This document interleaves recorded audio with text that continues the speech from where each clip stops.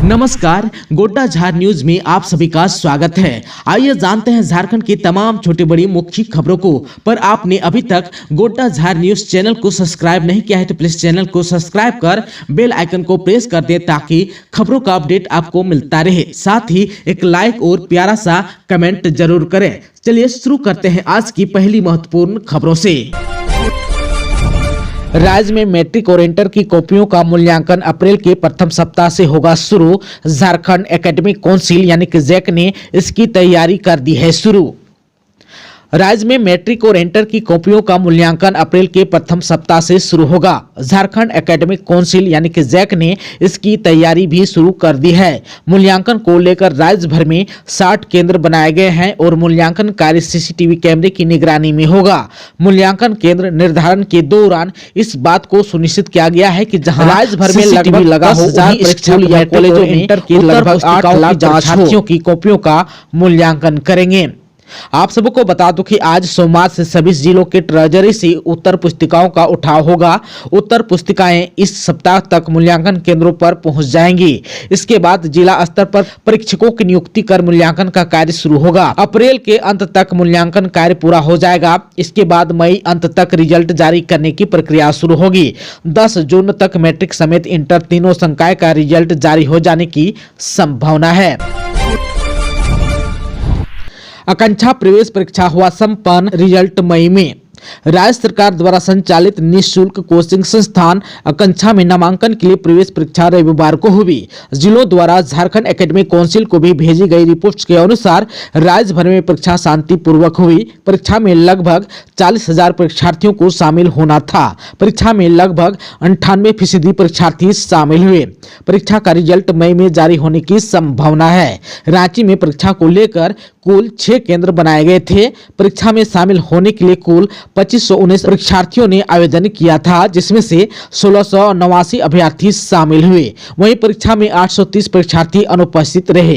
परीक्षा कदाचार मुक्त हो, इसके लिए डीओ विनय कुमार ने सभी परीक्षा केंद्रों का घूम कर जायजा लिया। सभी केंद्रों पर परीक्षा शांतिपूर्ण रूप से चल रही थी। आप सबको बता दूं कि प्रवेश परीक्षा में सफल अभ्यर्थियों को राज्य सरकार द्वारा निःशुल्क इंजीनियर, मेडिकल व कलेक्टर की परीक्षा की तैयारी कराई जाती है। चाईबासा में आईईडी ब्लास्ट में शहीद एसआई को राज्यपाल और सीएम ने दी श्रद्धांजलि, कहा बलिदान सदैव स्मरणीय रहेगा। राज्यपाल संतोष कुमार गंगवार और सीएम हेमंत सोरेन ने रविवार को सीआरपीएफ के एसआई को श्रद्धांजलि दी। राज्यपाल ने कहा कि सुनील कुमार मंडल का अदम्य साहस और सर्वोच्च बलिदान हमेशा याद किया जाएगा। वह आने वाले पीढ़ियों के लिए प्रेरणा का स्रोत बने रहेंगे। शहीद के परिजनों के प्रति गहरी संवेदना व्यक्त करते हुए राज्यपाल ने कहा कि इस दुखद घड़ी में पूरा राष्ट्र उनके साथ खड़ा है। वहीं सीएम हेमंत सोरेन ने इस वर्ष दिवंगत शहीद जवान की आत्मा को शांति प्रदान करने और शोकाकुल परिजनों को दुख की यह विकट घड़ी सहन करने की शक्ति देने की प्रार्थना की। वहीं सीएम ने शहीद के परिजनों के प्रति गहरी संवेदना व्यक्त की है। इस मौके पर डीजीपी अनुराग गुप्ता, सीआरपीएफ के आईजी साकेत सिंह समेत कई पुलिस अधिकारी भी उपस्थित थे। आप सबको बता दूं कि 22 मार्च को चाईबासा में नक्सलियों के द्वारा लगाए गए आईईडी की चपेट में आने से सीआरपीएफ के सब इंस्पेक्टर सुनील कुमार मंडल शहीद हो गए थे। जवान का पार्थिव शरीर 133वीं सीआरपीएफ बटालियन में रखा गया था, जहां रविवार को उन्हें श्रद्धांजलि दी गई। धुरवा के 3 आंगनबाड़ी सेविकाओं पर मैया सम्मान योजना में गड़बड़ी का आरोप, 24 घंटे में मांगा है स्पष्टीकरण।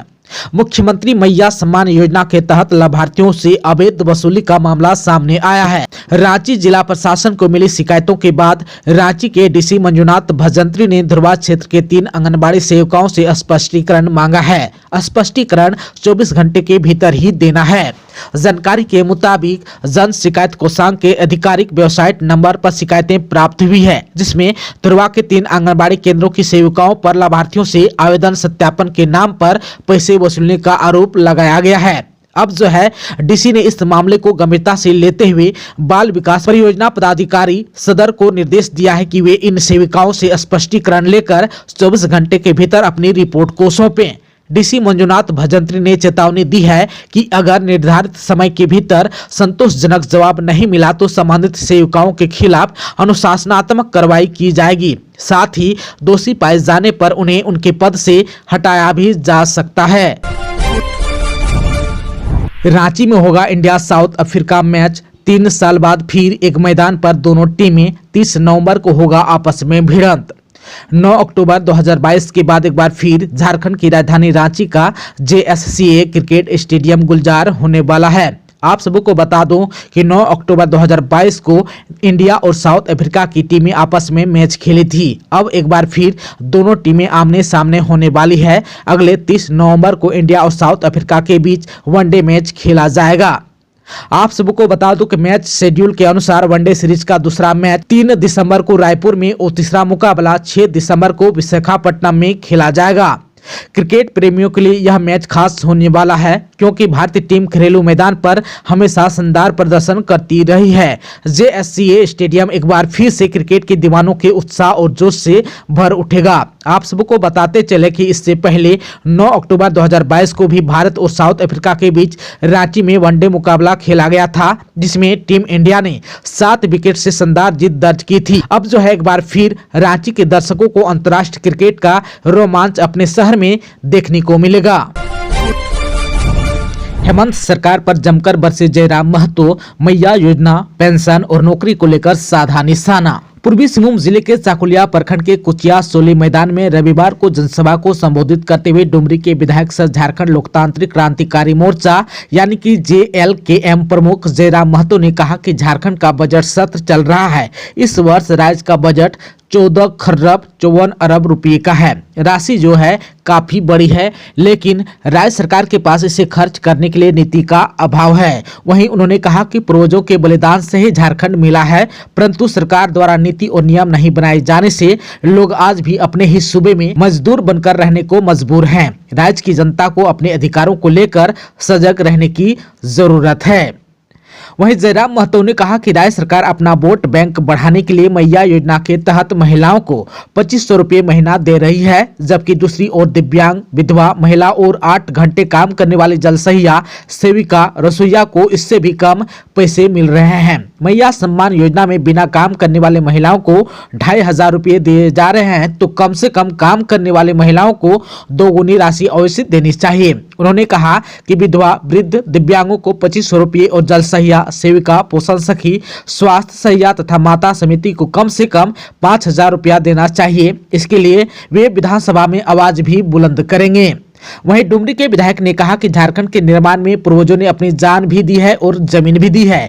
पूर्वजों की जमीन पर ही निजी कंपनियां स्थापित हैं। नियम के मुताबिक निजी उद्योगों में राज्य के 75% युवाओं को नौकरी दी जानी चाहिए। राज्य के निजी उद्योगों में मात्र 21% राज्यवासियों को ही नौकरी मिली है, जो काफी चिंताजनक है।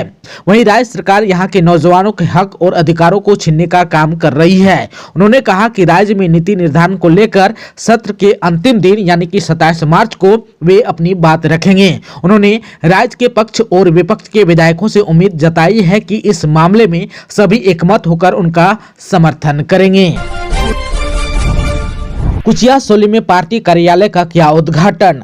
डुमरी के विधायक जयराम महतो ने चाकुलिया के कुचिया सोली में डॉक्टर रविंद्रनाथ सोरेन चौक के समीप झारखंड लोकतांत्रिक क्रांतिकारी मोर्चा का प्रखंड स्तरीय कार्यालय का उद्घाटन किया। चाकुलिया के बिरसा चौक पर भगवान बिरसा मुंडा की प्रतिमा, नया बाजार भगत सिंह चौक पर भगत सिंह की प्रतिमा व सुभाष चौक पर नेताजी सुभाष चंद्र बोस की प्रतिमा पर उन्होंने माल्यार्पण किया। कार्यक्रम के दौरान जयराम महतो ने शहीद भगत सिंह, राजगुरु एवं सुखदेव को भी याद किया। इस मौके पर शंखदीप महतो, सुफल महतो, अनिब्रॉन सिंह रॉय, करण महतो, वासुदेव महतो, असित महतो, विश्वजीत महतो, कमल महतो, अशोक महतो, ज्योतिर्मय महतो, अमित महतो, सचिन महतो, सुपदीप महतो, जयराम महतो, परमील महतो, कार्तिक महतो, मुकेश महतो, मिंटू महतो, राज महतो, विक्की महतो आदि लोग उपस्थित थे। वहीं पर पूर्व निर्दलीय विधानसभा प्रत्याशी दुर्गापद घोष, विश्वंभर बारिक, प्लास बारिक, कृष्णा कुमार भोल, आतंक साहू आदि पार्टी में शामिल हुए। पार्टी में शामिल होने वालों को विधायक जयराम महतो ने फूल माला पहनाकर स्वागत भी किया। लद्दाख में झारखंड का जवान हुआ शहीद, सीएम हेमंत सोरेन ने जताया शोक।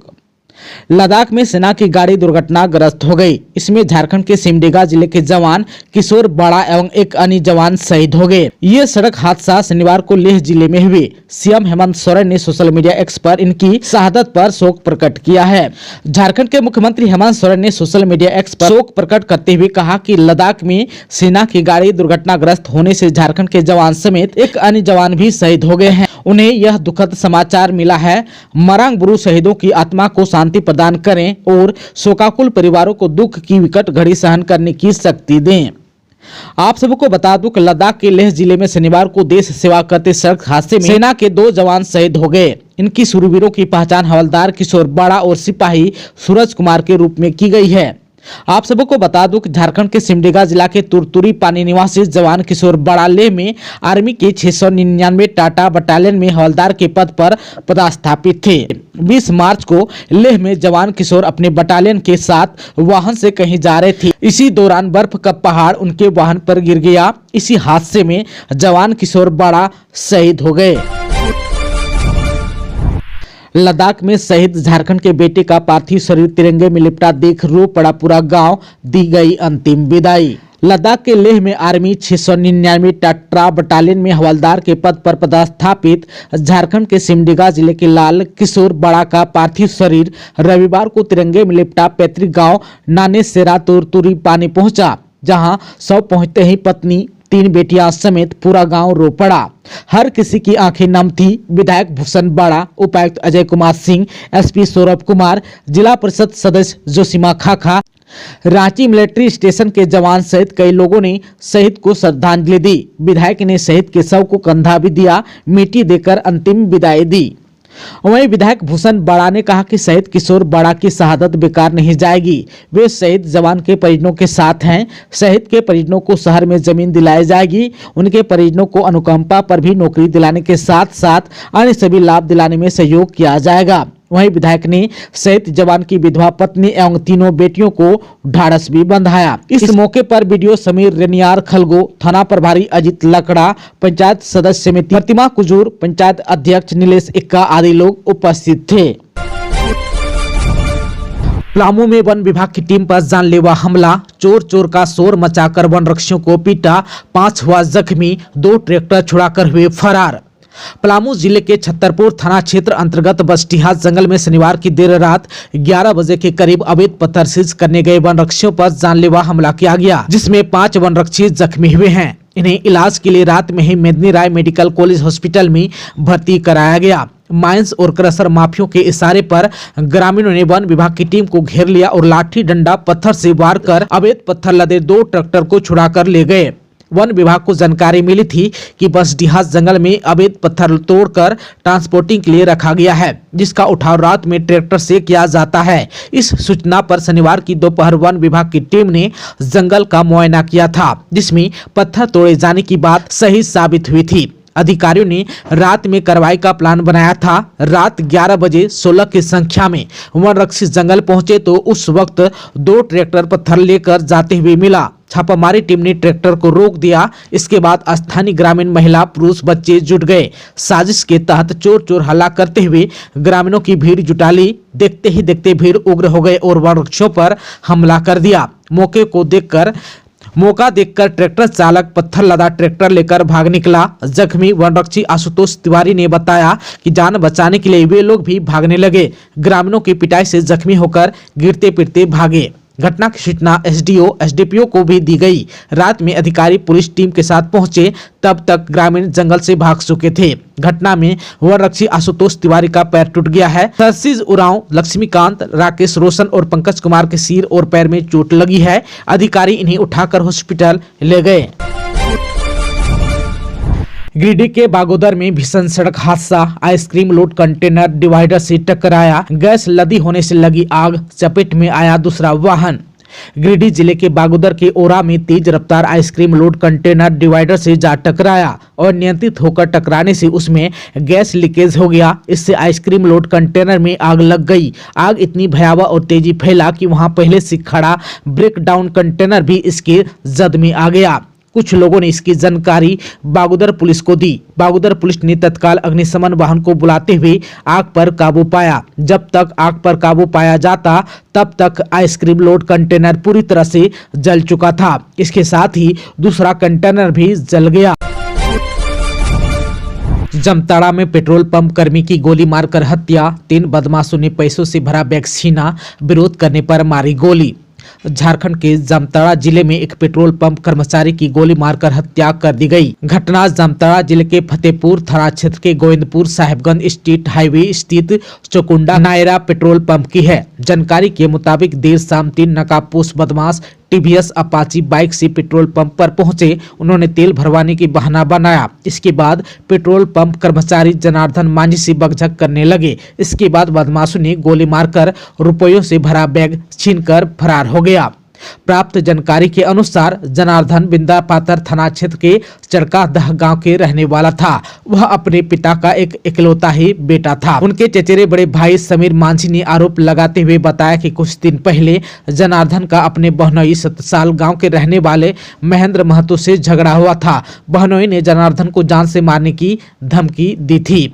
वहीं सदर अस्पताल में परिजनों के उलझने के बाद पुलिस ने सख्ती दिखाई। इसके बाद आरोपी बहनोई को पुलिस ने हिरासत में ले लिया। इसके बाद पुलिस ने घटनास्थल की जांच शुरू कर दी। अपराधियों की पहचान के लिए सीसीटीवी फुटेज खंगाले जा रहे हैं।